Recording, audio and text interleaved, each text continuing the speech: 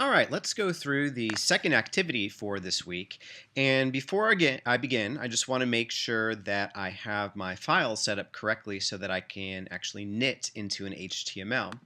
So the purpose of downloading everything into your BAS 320 folder and then doing your tools and global options and setting that as your default working directory, that's going to allow you for easy automatic compilation of everything without any sort of issues. You just have to make sure that all the files that you read in, all the RMD files, etc., are in that folder.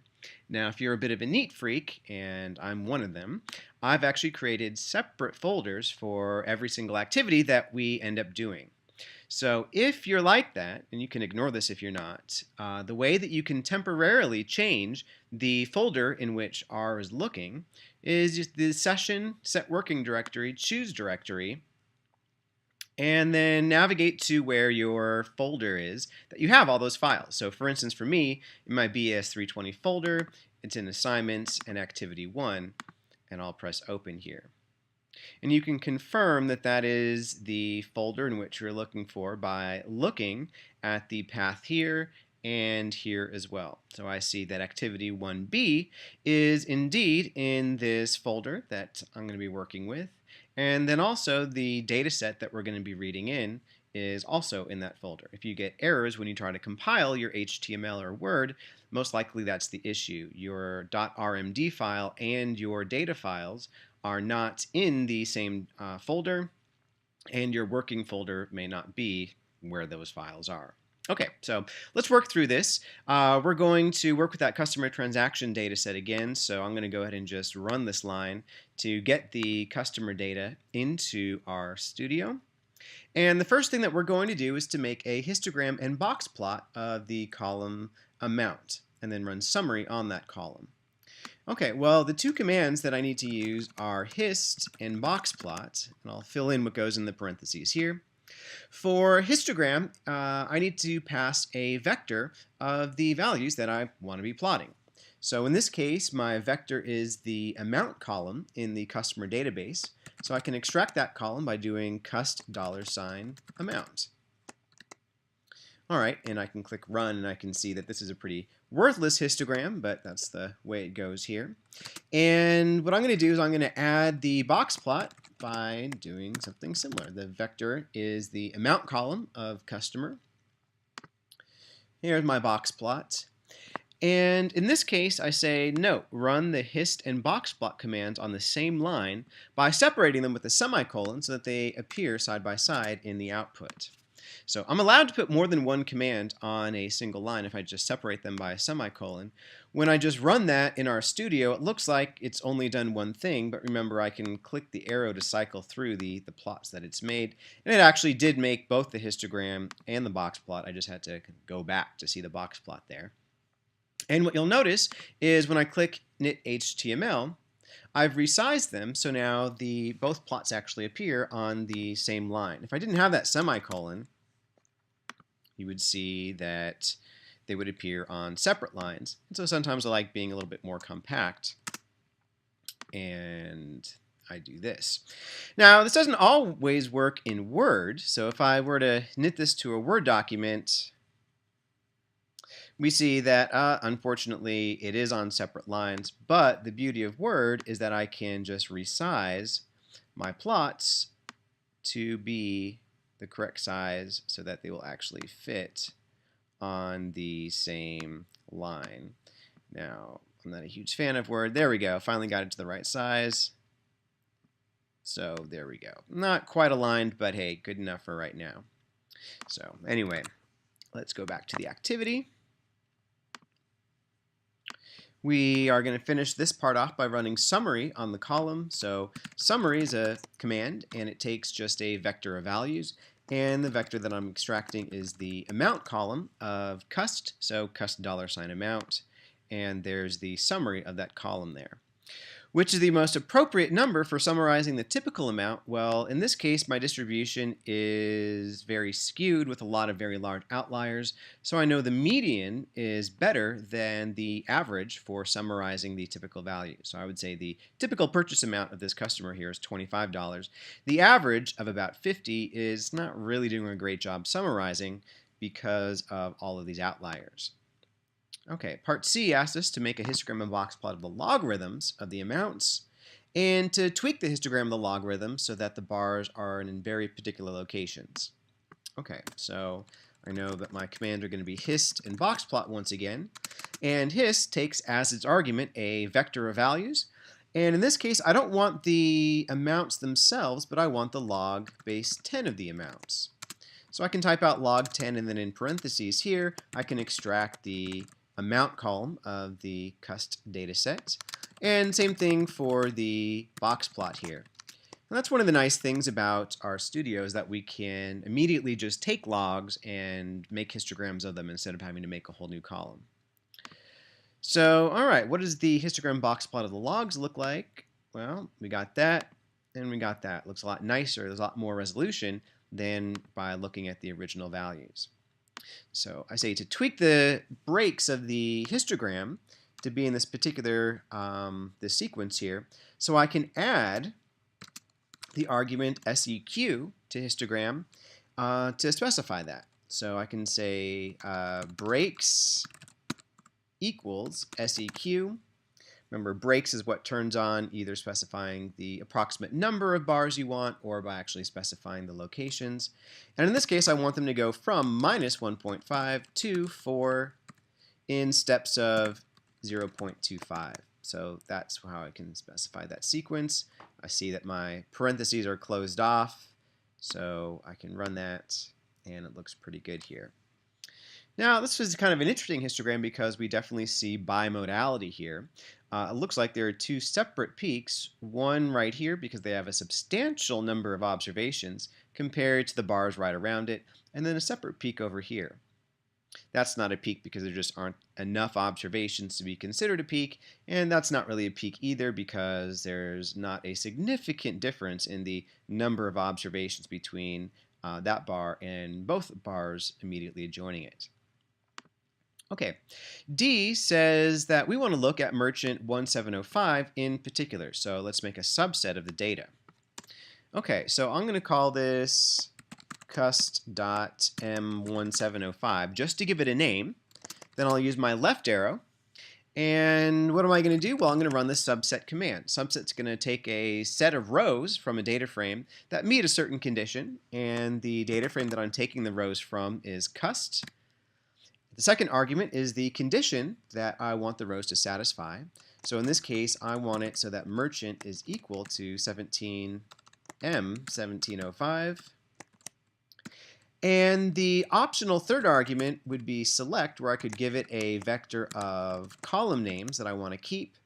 But in this case, I'm going to keep all of the columns, so I don't actually need that third argument.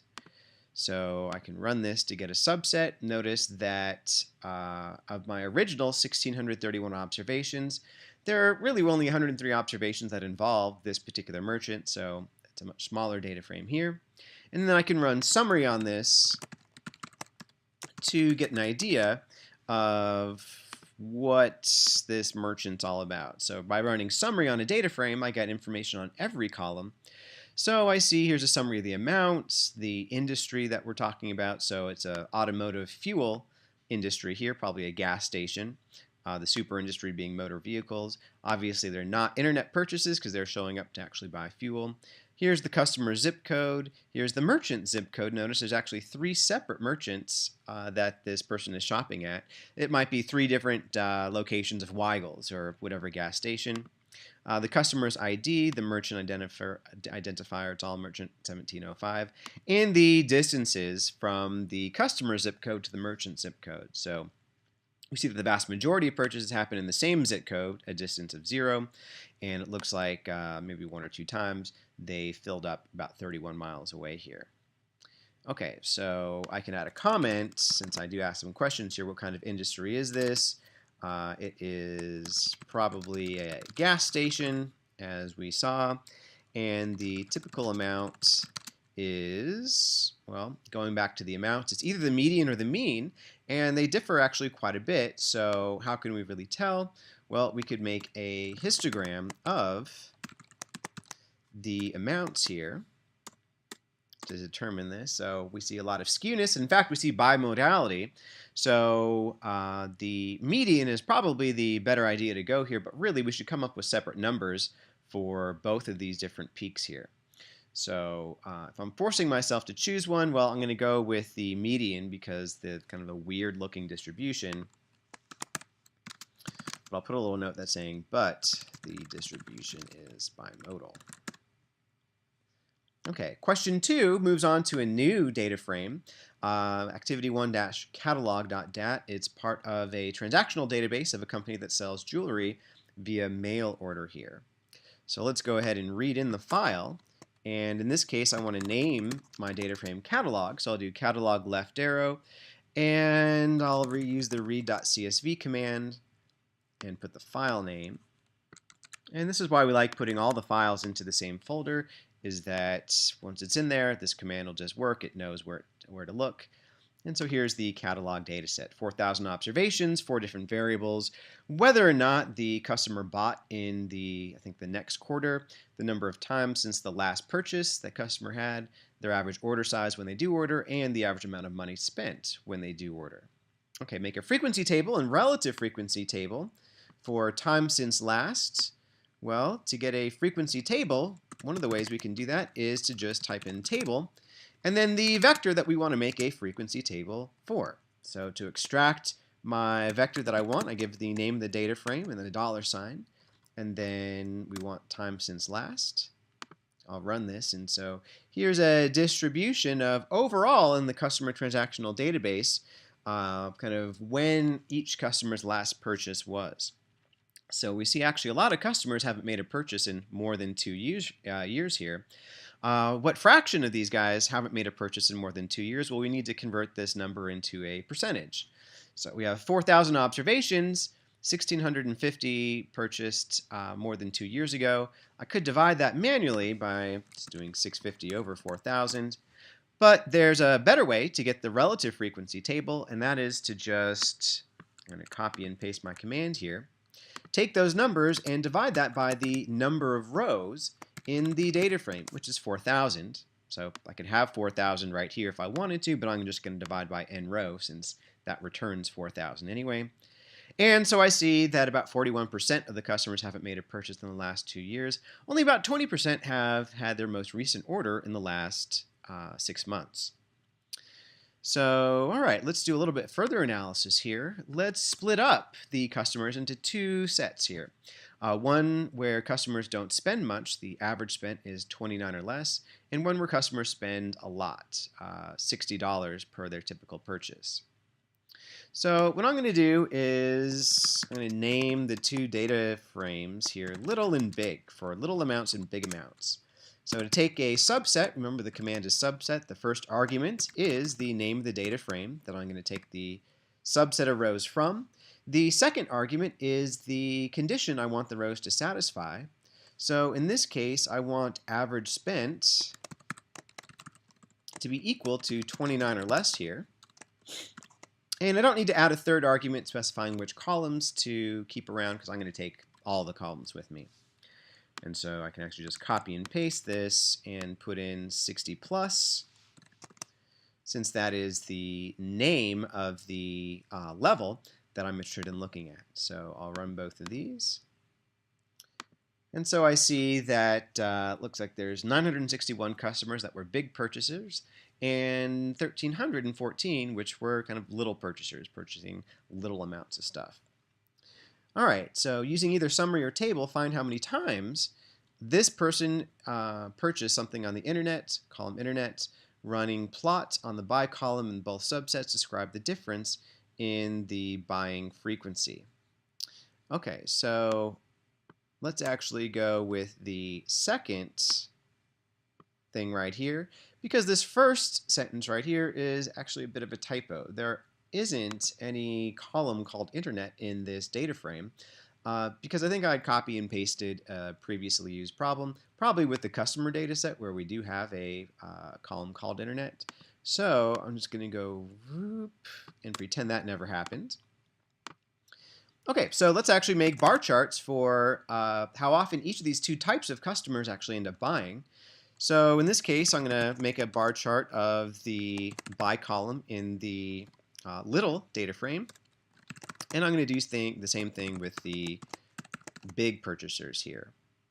So here's my plot. It looks like for the customers that are spending smaller amounts per transaction, it looks like we have evenly split between buy and not buy. What about big purchasers? Oh, we have a larger fraction of buyers here. Okay, so what's the story that this is telling? Well, remember the column buy is telling us whether or not the customer made a purchase in the next quarter of sales, essentially. So what we're seeing is that if the previous customer's transaction history is filled up with, say, small purchasers, then they're about evenly mixed between making a purchase in the next quarter or not. But if we just focus in on customers who tend to spend a lot per order, what we see is that they are much more likely to make a purchase in the next quarter. So if you're this business and you want to, say, send out promotions or encourage people to keep buying, you'll notice that the people who spend kind of a bit more money per purchase are more likely to come back and buy in the next quarter. So maybe you want to offer them an incentive to come back. Not only are they more likely to buy, but they're also going to be spending more. Or alternatively, you've just discovered that, okay, if they're not spending all that much, then there's kind of a 50-50 shot that they're going to come back in the next quarter and make a purchase. So maybe it's actually those customers that you want to send some sort of promotion to come back and maybe spend some money here. All right, so we're done with that. So I'm going to knit to the HTML here and just scan through the results. And these all look pretty good. And so I could add my last comment here about what we just discussed. So customers who don't spend much per purchase have about a 50% chance of buying in the next quarter, which is what we saw from the plot, while customers who spend a lot per purchase are more likely to buy in the next quarter, because we saw that buy bar was a little bit bigger. I could get the exact percentages if I wanted to by making a relative frequency table, but I'm going to skip that right there. So that would be my conclusion, and there's my comment there. So that concludes our activities for the first week.